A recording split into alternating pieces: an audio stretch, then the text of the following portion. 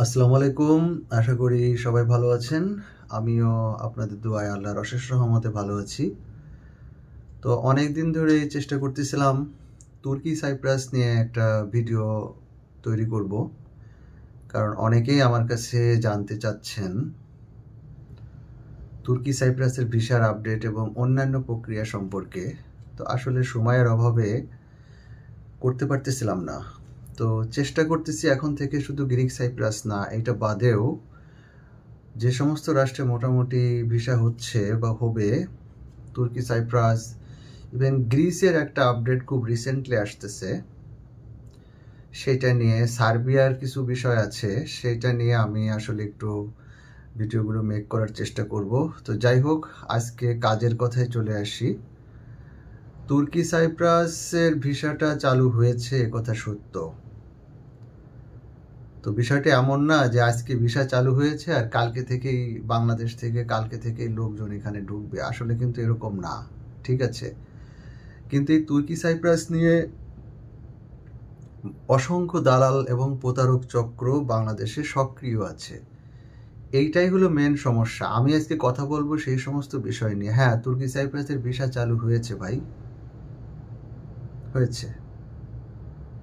ওখানে যদি আসতে চান তাহলে প্রথম রিকোয়েস্ট হলো এনটি ভিসাতে কেউ আসবেন না। যদি বলেন যে ভাই এনটি ভিসাতে সমস্যাটা কি, বা এনটি ভিসা কি জিনিস, কেন আসবো না, এইটা নিয়ে বলতে গেলে পরে 2 ঘন্টা সময় লাগবে।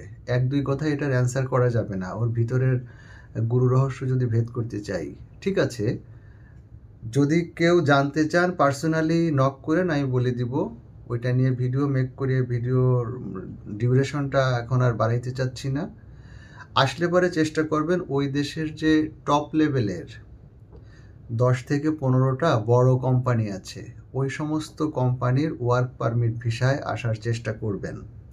সেটা বাংলাদেশের কোনো এজেন্সি ধরে হোক, আর তুর্কি সাইপ্রাসে দীর্ঘদিন ধরে ওখানে আছে ভালো মানুষ, সে আত্মীয় স্বজন হোক, বন্ধুবান্ধব হোক, বা এলাকার পরিচিত হোক, সেরকম কোনো মাধ্যম যদি পান যে না তারা আসলেই তুর্কি সাইপ্রাসের বড় কোম্পানির ওয়ার্ক পারমিট ভিসা নিয়ে কাজ করতেছে, বা 2-4-5 জন লোক তারা ওখান থেকে নিতে পারতেছে, তার মানে মালিক পক্ষ থেকে ভিসাটা বের করতে পারছে, সেরকম মাধ্যম যদি খুঁজে পান তাদের মাধ্যম দিয়ে ভাই দয়া করে আসার চেষ্টা করেন। আমরা সবাই মধ্যবিত্ত পরিবারের ছেলে, নিম্ন মধ্যবিত্ত পরিবার থেকে অনেকে আসছি।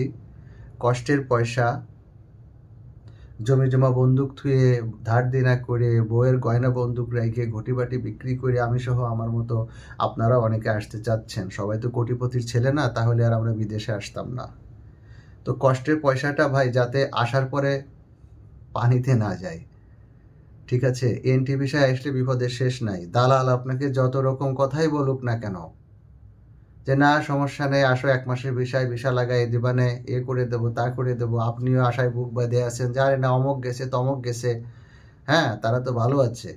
তারা কিভাবে গেছে, কোন ভিসায় গেছে, কতটা স্ট্রাগল করেছে, এগুলো খোঁজ খবর বের করবেন। কয় টাকা পাচ্ছে। তো এই হলো এনটি ভিসায় আসবেন না, বড় কোম্পানি ভিসায় আসার চেষ্টা করবেন। আর একটা বিষয় হলো তুর্কি ভাষাটা শেখাটা বাধ্যতামূলক করেছে 2025 সালের আপডেট। আমাদের মেন সমস্যা হলো আমরা একটা রাষ্ট্রে আসতে চাইলে যদি সেই রাষ্ট্রের জন্য স্পেসিফিক ভাষার রিকোয়ারমেন্ট থাকে, আমরা সেইটা শিখতে রাজি না। আমরা ম্যাক্সিমাম লোক হলো ভাই পাসপোর্ট জমা দেব, টাকা দেব, ওয়ার্ক পারমিট আসবে, অ্যাম্বাসি ফেস করার মতো রাষ্ট্র হলে অ্যাম্বাসি ফেস করব, যদি সে কোনো রাষ্ট্রে অ্যাম্বাসি ফেস না লাগে তাহলে ভিসা চলে আসবে, আমি প্লেনে করে চলে আসব। আমি ভাষাও জানবো না, আমি প্র্যাকটিক্যাল কাজও জানবো না, অথচ বিদেশে এসে আমি কাজ করতে চাই।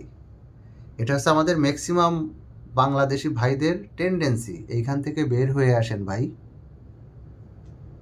6টা মাস নিজের পিছনে বা 3টে মাস সময় দেন। যে দেশের যে রিকোয়ারমেন্ট আছে ভাষাগত, আপনি 100% শিখতে পারবেন না, কারণ ওইটা আমাদের মাতৃভাষা না। ওটা আমরাও জানি, আপনিও জানেন, তারাও জানে। আপনি 25% শেখেন, যেটা দিয়ে দৈনন্দিন কাজকর্ম চালাই নেওয়া যাবে।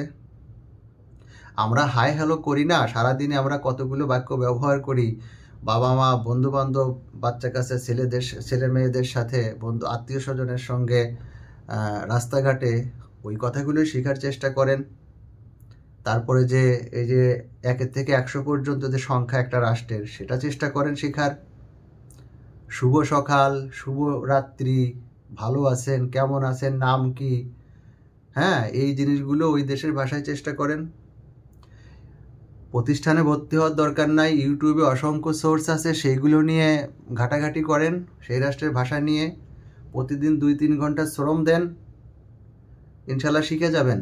ওই 30% ওইটুক হলেই চলবে, বাকিটা সেই দেশে পৌঁছানোর পরে আস্তে আস্তে শিখে নিতে পারবেন ভাই।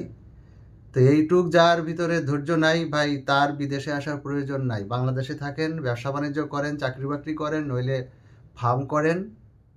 আসতে হইলে বাপের পয়সা, ভাইয়ের পয়সা বা নিজের টাকা যা দিয়ে আসেন না কেন, কষ্টের টাকা যাতে পানিতে না যায়, আপনাকে বাংলাদেশে ফিরে যেতে না হয়, সেই জন্য কাজও শিখে আসার চেষ্টা করেন, ভাষাও শেখার চেষ্টা করেন। যে রাষ্ট্রে ভাষা প্রয়োজন আছে সেইটা, এর জন্য 6 মাস আপনাকে পরিশ্রম দিতে হবে, নিজের পিছনে সময় ব্যয় করতে হবে। এই 6 মাস টিকটক, ইউটিউব, নাটক, সিনেমা, ফ্রি ফায়ার খেলা এগুলো বন্ধ রাখতে হবে ভাই। তাহলেই বিদেশে এসে আপনি ইনশাল্লাহ ভালো করতে পারবেন, ভালো থাকতে পারবেন। অনেকেই ভালো আছে, এর বাইরে যদি চিন্তা করেন আপনার জন্য বিদেশ না। আমার ক্ষুদ্র অভিজ্ঞতায় বললাম, তুর্কি সাইপ্রাসে প্রচণ্ড রকম স্ক্যাম হচ্ছে, স্ক্যাম ভিসা নিয়ে। সতর্কতার সাথে আসার চেষ্টা করুন। হ্যাঁ, যদি বলেন যে ভাই তাহলে কি কেউ যাচ্ছে না, অবশ্যই যাচ্ছে। পরিচিত মাধ্যম যদি ভালো থাকে, দোস্ত বন্ধু থাকে, বা কোনো যদি ভালো ট্রাস্টেড এজেন্সি সে খুঁজে পায়, হ্যাঁ, তাদের মাধ্যমে আসতেছে। তো অতীতের লোকজন না আসলে এত বাংলাদেশিরা কিভাবে সেখানে কাজ করতেছে? অবশ্যই আসতেছে। সেরকম একটা মাধ্যম দিয়ে দাদাভাই আসার চেষ্টা করেন ভাই আমার।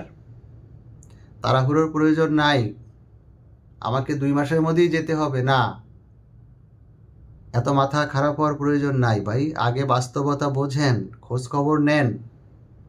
পয়সা খরচ করে আসবেন তা আপনি জাস্টিফাই করবেন না। এটা কিন্তু বাংলাদেশ না যে বিপদে পড়ছেন কোনো না কোনোভাবে লাইন গার্ড বের করে আত্মীয় স্বজন দিয়ে উদ্ধার হয়ে যাওয়া যাবে ভাই। এটা বিদেশ বিভুই। অবৈধ হওয়াও সমস্যা, এনটি ভিসায় আসাও সমস্যা। ভালো একটা কোম্পানির পারমিট নিয়ে আসার চেষ্টা করুন। যদি কোনোভাবেই সেটা না হয়, অন্য রাষ্ট্র খুঁজুন, সমস্যা নাই। এবং অন্য রাষ্ট্রে যেতে গেলেও সেরকম অথেন্টিক মাধ্যম দিয়ে আসার চেষ্টা করুন ভাই আমার। এটা ভালো হবে। এমন করেন না যে ভাই বিষয় না, আমাকে নিয়ে শুধু ওখানে ফেলে দেন, বাকিটা আমি দেখব ভাই। এত সহজ না brother, to be honest. To be honest আমি বলছি, এত সহজ না, অনেক কঠিন। মক্কা বহুদূর, দূর থেকে কাশবন ওরকম ঘনই দেখা যায়। আমি ডিমোটিভেট করছি না কাউকে, একটা কথাই বলছি, যেহেতু গভর্নমেন্ট বলেছে ভাষা কম বেশি জানতে হবে, তুর্কি ভাষা, ওটা আপনাকে শিখতে হবে। যদি কোনো দালাল বলে যে দূর ওগুলো কিছু লাগবে না, তুমি চলো আমি দেখবা না, অসম্ভব। টাকাটা কিন্তু পানিতে যাবে ওটা। এই জন্য গভর্নমেন্ট যেটা বলছে ওটাই রাইট, দালাল কি বললো সেটা রাইট না। জেনে বুঝে আসেন। বেতন বেড়েছে, এখন 25 সালে ওদের বেতন হয়েছে হলো সরকারি বেতন যেটা 37,825, ভাঙাভাট্টা করে না বললে 38ই বলা যায়, 38,000 লিরা। বাংলা টাকায় এখন 1,30,35 বা 40,000 পর্যন্ত আসতেছে আর কি। তবে সব কোম্পানি কিন্তু এই গভর্নমেন্টের রুলস ফলো করে না। এমন না যে এটা গভর্নমেন্টের রুলস সব কোম্পানি ফলো করে না, কোনো কোম্পানি কম টাকাও বেতন দিয়ে থাকে। আবার যদি কোনো দক্ষ লোক থাকে, 2-3 বছর ধরে আছে, খুব এক্সপার্ট হয়ে গেছে কোনো একটা কাজে, তার বেতন গভর্নমেন্টের বেতনের ধরা বেতন থেকে অনেক বেশি দিয়ে থাকে। আমার একটা ছোটো ভাই থাকে, সে হচ্ছে জিপসাম টিনের মতো একটা ইয়ে আছে না, বিল্ডিং করার সময় লাগে, ওই জিপসামের নকশা করে। ও 55,000 লিরা বেতন দেয় ওর মালিক ওকে। গভর্নমেন্টের বেতন কিন্তু 38,000 লিরা। সে তার কর্মদক্ষতায় ওটা অর্জন করে নিতে পেরেছে। তো এইটা বড় বিষয় না, বেতন 2 টাকা কম হোক বেশি হোক, আপনার যদি যোগ্যতা থাকে, আপনি দক্ষ কর্মী হন, আল্লাহর রহমতে এগুলো একসময় বাড়বে। প্রথম কথা হচ্ছে, আপনি আসতে হলে আপনাকে সঠিক ভিসা নিয়ে আসতে হবে ভাই, নইলে ওই চোখের জল আর নাকের পানি কিন্তু একই হয়ে যাবে। বুঝতে পারছেন? এটা মাথায় রাখবেন। ভিসা খুলেছে, পুরোপুরি হয়তো লোকজন ঢুকতে হয়তো আরও 1-2 মাস লাগবে, কারণ প্রসেসিংয়ে তো সময় লাগে। কিছু ফাইল জমা নিলেও সেটা প্রসেস করতে, একটা ভিসা বের হতে একটু সময় লাগে। এগুলো মাথায় রেখে ভালো মাধ্যম খুঁজে আসতে চান। হ্যাঁ, যদি খুব ট্রাস্টেড সুন্দর মাধ্যম দিয়ে একটা প্রতিষ্ঠিত ভালো কোম্পানিতে আপনি ওয়ার্ক পারমিটে তুর্কি সাইপ্রাসে আসতে পারেন, খারাপ হবে না সেটাও আপনার জন্য। বেতনটা ভালোই পাবেন, ফ্যাসিলিটি খারাপ হবে না, কিন্তু সেই মাধ্যমটা আপনাকে খুঁজে বের করতে হবে। আমার কাছে নাই ভাই, আমরা তুর্কি সাইপ্রাস নিয়ে কাজ করি না।